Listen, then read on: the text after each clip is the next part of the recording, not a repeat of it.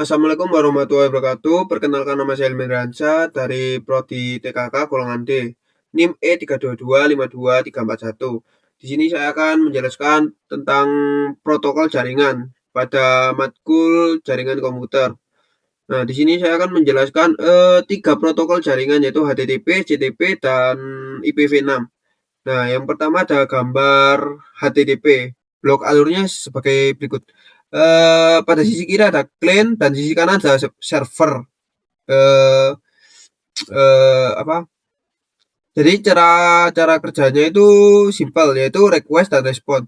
Saat kita mengetik alamat website, client akan mengirimkan request sebuah permintaan ke server, lalu server akan membalas dengan respon yang berupa file HTML atau gambaran agar website muncul di layar kita.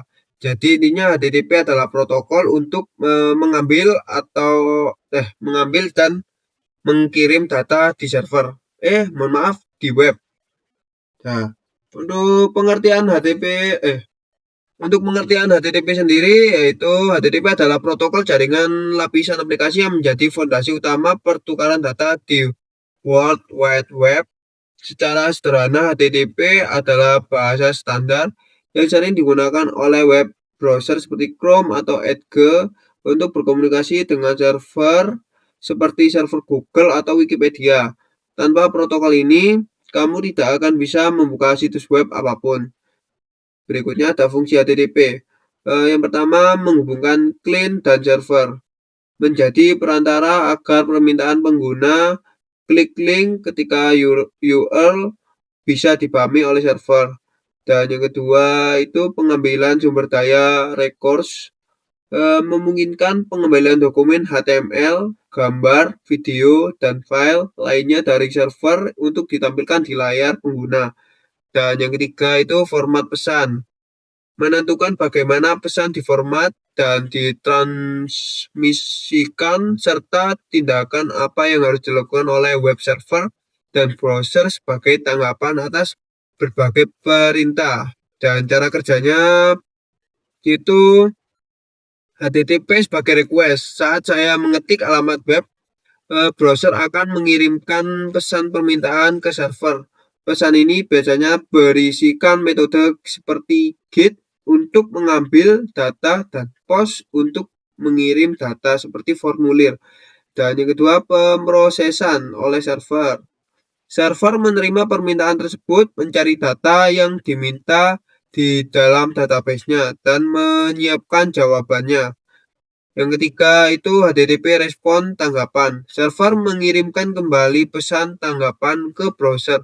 Tanggapan ini berisi status kode seperti 200 OK jika berhasil atau 404 not found jika halaman tidak ada dan data yang diminta isi webnya.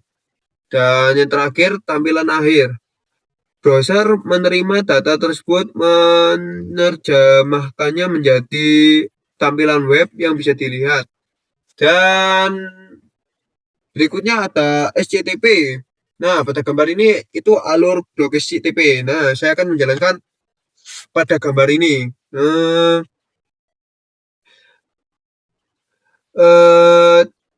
Bisa dilihat di sini ada PC A dan PC B yang dihubungkan oleh dua jalur 1 dan jalur 2.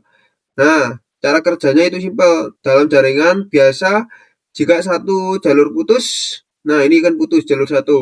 Nah, koneksi akan mati. Tetapi di HTTP, jika jalur bermasalah, data akan otomatis dialihkan ke jalur 2. Inilah yang disebut sebagai jalur cadangan. HTTP memastikan data sampai dengan selamat tanpa terputus saat cocok untuk aplikasi kritis seperti telepon via internet atau streaming berat. Nah, di sini saya akan menjelaskan tentang pengertian HTTP. Nah, HTTP adalah protokol transport layar yang bersifat pesan message oriented dan reliable, berbeda dengan TCP yang mengirim data sebagai bit stream. HTTP sendiri mengirimkan data dalam bentuk potongan pesan yang utuh. Protokol ini awalnya dirancang untuk mengangkut sinyal telepon melalui jaringan IP. Namun sekarang digunakan untuk berbagai aplikasi yang butuh keandalan sangat tinggi. Nah, di sini fungsi HTTP. Yang pertama, keandalan tinggi, yang menjamin pengiriman data yang bebas kesalahan dan berurutan. Yang kedua, keamanan terhadap serangan, mencegah serangan blind denial of service saat proses penyambungan koneksi. Yang ketiga itu efisiensi jalur, yang mengelola mengirim dan melalui beberapa jalur sekaligus dalam satu koneksi yang sama. Nah, cara kerja HTTP sendiri ada tiga. Yang pertama itu pada poin A, force, why, and say, yaitu proses koneksi 4 langkah.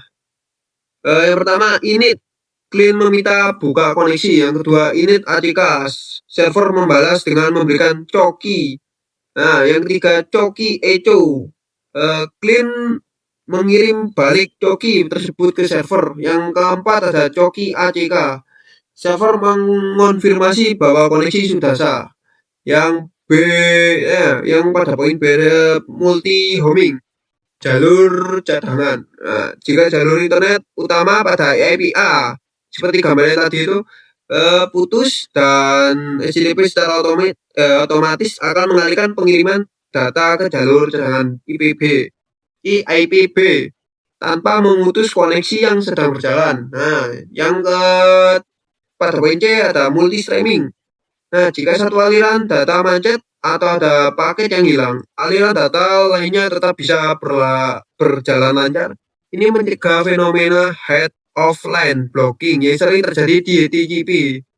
Nah, yang terakhir ini ada gambar IPv6 ya. Nah, ini ada alamat IPv6, ada kolom kecil ini sebagai simulasinya saja ya. IPv4 ini seperti kolam kecil, dan IPv6 ini sebagai samudra. Cara kerja dari ini itu ada perbandingannya. Pada IPv4 yang diibaratkan sebagai kolam kecil ini seperti pengguna internet kan semakin banyak. Nah, kolam ini itu akan penuh yang diisikan oleh banyak pengguna ya, alamatnya akan hampir habis. Dan solusinya itu pada mohon maaf. Nah, alamat IPv4 ini sebagai solusi jika IPv4 sudah habis. Nah, IPv6 ini kan sangat banyak dan diibaratkan sebagai samudera yang luas. Sehingga setiap perangkat di dunia mulai dari HP sampai kulkas pintar bisa punya alamat unik masing-masing tanpa takut kehabisan. Dan ini ada pengertian IPv6. Saya akan menjelaskan tentang pengertian ini. Jika satu aliran data macet atau ada paket yang hilang, aliran data lainnya tetap bisa berjalan lancar. Ini mencegah fenomena head of line blocking yang sering terjadi di TCP.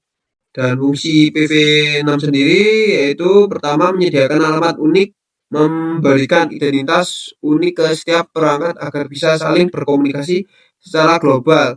Yang kedua, mendukung IoT karena jumlah alamatnya tak terbatas. Semua benda elektronik masa depan bisa langsung terhubung ke internet. Dan yang ketiga itu meningkatkan keamanan IPv6, dirancang dengan IPC yang sudah terintegrasi di dalamnya sehingga enkripsi data jadi lebih standar. Dan yang mohon maaf, yang keempat ini ada efisiensi routing yang menyederhanakan tugas router dalam mengarahkan data sehingga koneksi bisa terasa lebih cepat dan stabil. Nah, cara kerja IPv6 sendiri ini ada yang pertama, format pengalamatan. Alamat IPv6 ini ditulis dalam heksadesimal yang terdiri dari 8 kelompok yang dipisahkan oleh titik dua ini. Nah, yang kedua ini sebagai contohnya saja ini. 2001 mohon maaf 2001.20 db8.285 A3.200000.2E.20370.27334. Nah, ini sebagai contohnya saja ya. Nah, yang ketiga ada stateless address auto configuration. Perangkat bisa mendapatkan alamat IP secara otomatis begitu terhubung ke jaringan tanpa perlu diatur manual atau pakai server DHCP. Istilahnya itu plug and play. Dan yang keempat ada header yang disederhanakan. Nah, struktur kepala data header pada IPv6 dibuat tetap. Ini membuat router di internet tidak perlu bekerja keras memeriksa data sehingga pengiriman data jadi lebih ngebut. Dan kelima, tanpa NAT karena alamatnya sangat banyak. Setiap perangkat punya alamat asli publik, tidak perlu lagi berbagi satu alamat IP seperti di IPv4 yang sering dibikin koneksi game atau CCTV jadi ribet. Nah, sekian dari penjelasan saya. Mohon maaf jika ada kesalahan kata. Wassalamualaikum warahmatullahi wabarakatuh.